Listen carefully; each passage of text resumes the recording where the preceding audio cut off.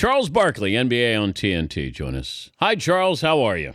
What up, my brother? How you doing? Spectacular. I can't talk enough about Deflategate. You know what? You know it's interesting. First of all, like I said, I'm a basketball guy. I think the commissioner should bring in somebody independent, just from a common sense standpoint. I mean, I think he opens himself up for interpretation, whether he keeps the penalty the same or he reduces it. I think just from common sense, he should bring in an independent person, and that'll cut all the noise out, because sometimes noise overrides what's really happening. Let's say you liked a basketball a little bit softer, hypothetically. Could you have done something when you play? Because don't the stars or the captain, you get to pick out the basketball. If it's a home game, you pick out the basketball that's going to be used? You know, Dan, it's a great question, and I defer all questions about Deflategate to my football friends, because when you're the captain of a team, I was the captain of my team, so the referee, you go over there, there's 5 basketballs. Yeah. You dribble each basketball probably 5 or 6 times, and I would say that's too new, that's too old, that has too much air, that doesn't have enough air, that's perfect. So I'm trying to figure out what an advantage a couple. I don't want to use all these air terms. Like, so I would dribble a ball and pick out one that we felt comfortable with, whether it was too old or too new, or things like that. So I don't know enough about a football, how much of a competitive advantage that is, to be honest with you. A couple of things. You know what? We were just talking about Floyd Mayweather and athletes who flaunt their money or their lifestyle. Why do people not let's take domestic violence, if we can, away from Floyd Mayweather. Why are we bothered by how he flaunts his money? Well, I think you have to be careful because, man, everybody's not rich. And a lot of poor people support what you do because they think you're great at what you do. So that's the only thing I think you have to really be careful about. You know, listen, there's a bunch of people who probably, Michael Jordan or Charles Barkley, who buy our sneakers, who, like, they save up to buy our sneakers. Yeah. I'm talking about in our heyday. They still buy Michael sneakers, but in my heyday, I would not want to get on television and talk about how much money I got, how much money I make, because some kid, his mom saved up all her money just to buy me some sneakers. So that's the only time I think we as jocks have to really be careful. Listen, Florida is great. Obviously, I'm troubled by the domestic violence thing. I'm always troubled when I hear that because I'm a man who has a daughter. I'm always troubled by that. But I think that Floyd, it takes away of his greatness as a boxer. I said something earlier about noise.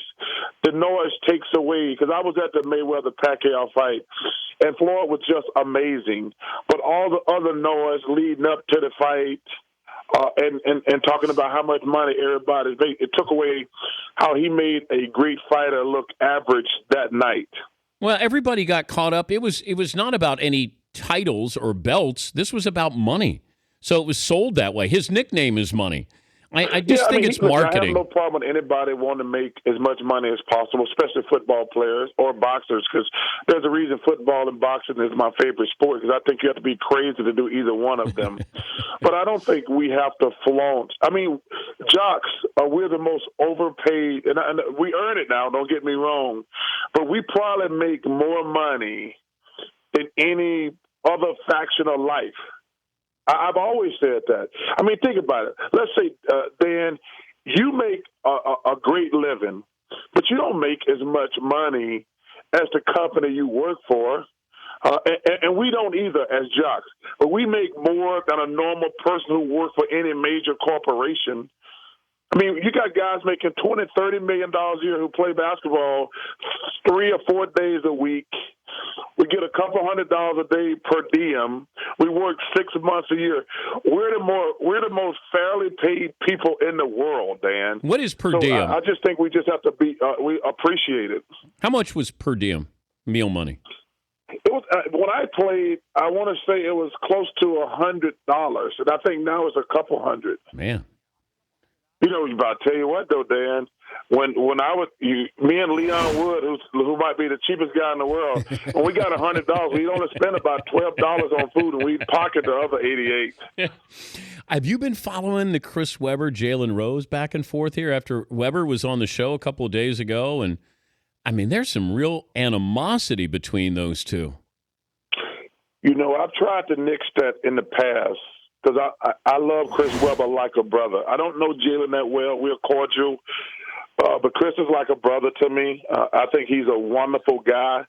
You know, if you remember a couple of years ago when they had the big documentary and Michigan made it to the Final Four, I was hoping that I tried to reconcile that then, and I realized then that it's not going to be reconciled.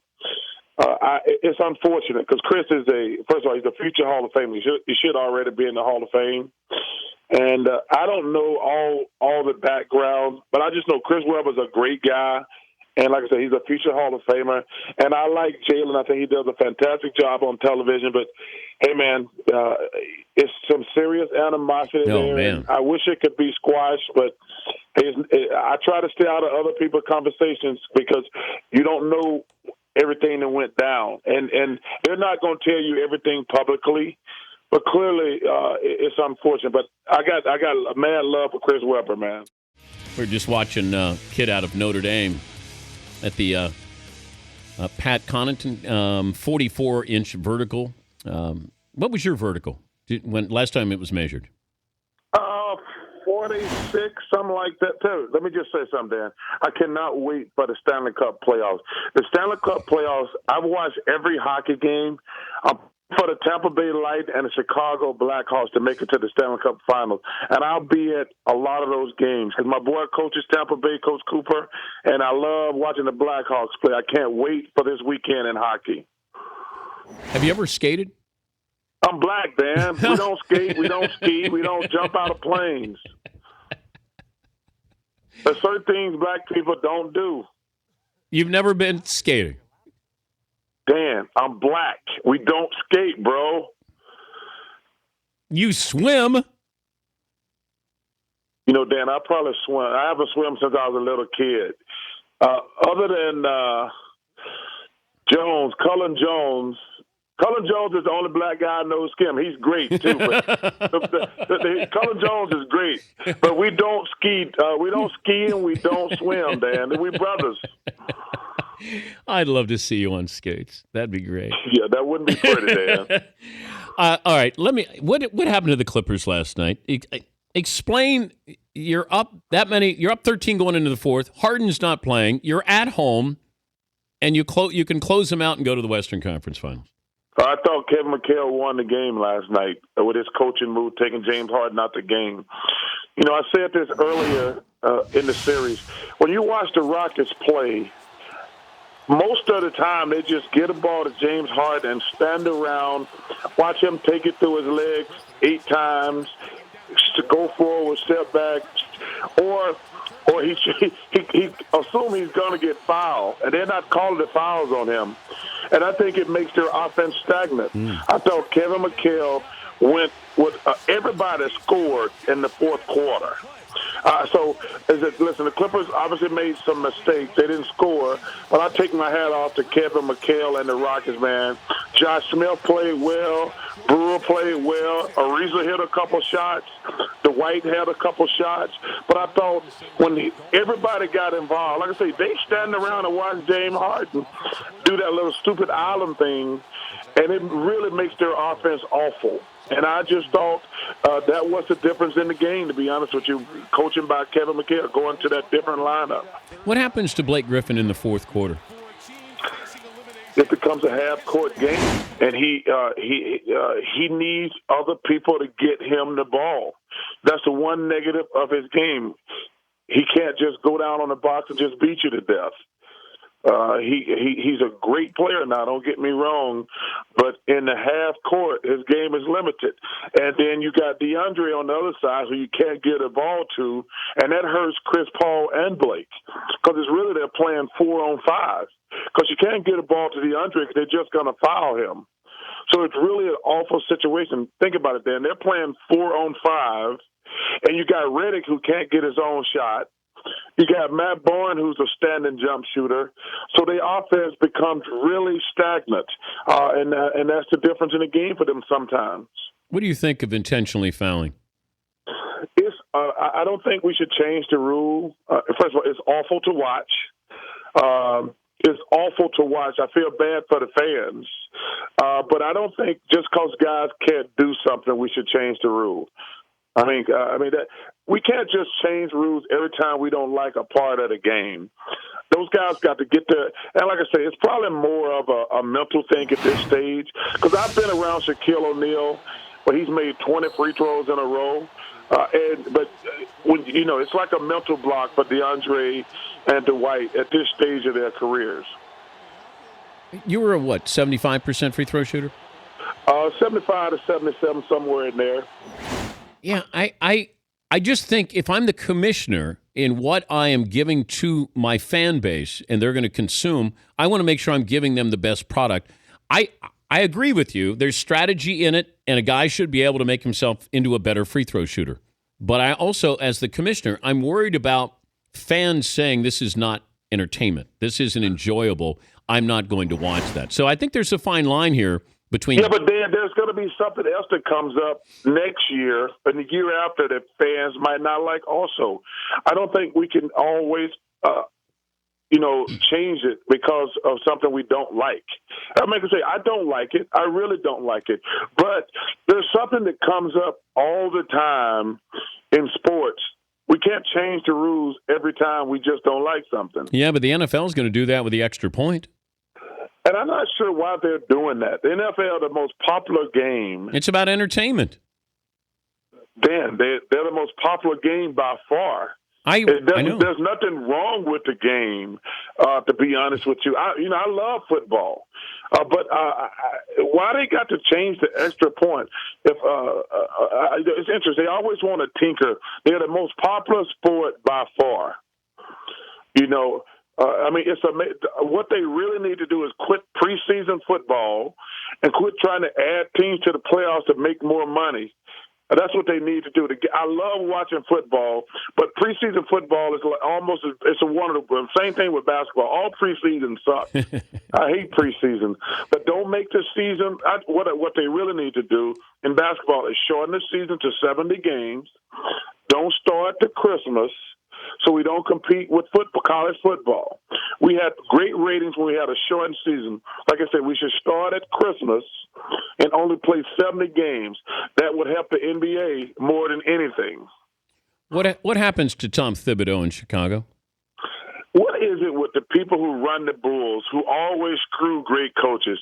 They ran Phil Jackson out of town. Now they're trying to run Thibodeau out of town.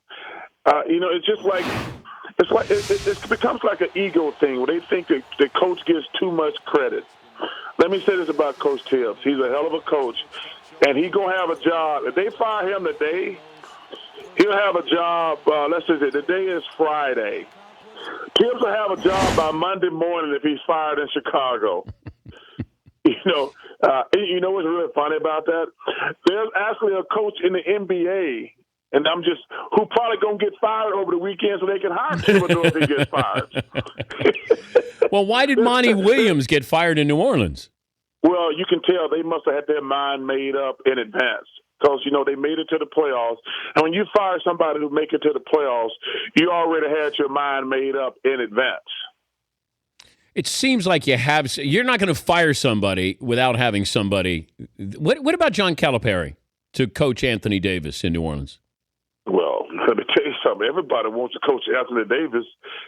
Listen, in about 2 years when LeBron, because I think he started losing around 31. Well, it's interesting for these guys who never went to college.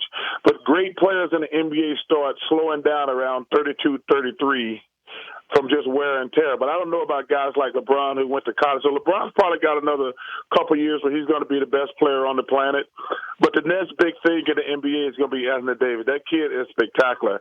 So, yeah, whether it's Coach Cal or anybody, everybody wants to coach. Listen, I never thought about coaching. If they call me to coach Anthony Davis, I might coach Anthony Davis. He's that great of a player, man. He's terrific. If LeBron wins a title with this team, it'll be one of the, especially without Kevin Love and with a hobbled Kyrie Irving, it'll be really remarkable. I mean, obviously the NBA is a little watered down today. I mean, because there's no teams out there you say that's a great team. But I will say this, if he's able to win, like I say, no Kevin Love and Kyrie basically playing on one leg, it'll be really amazing.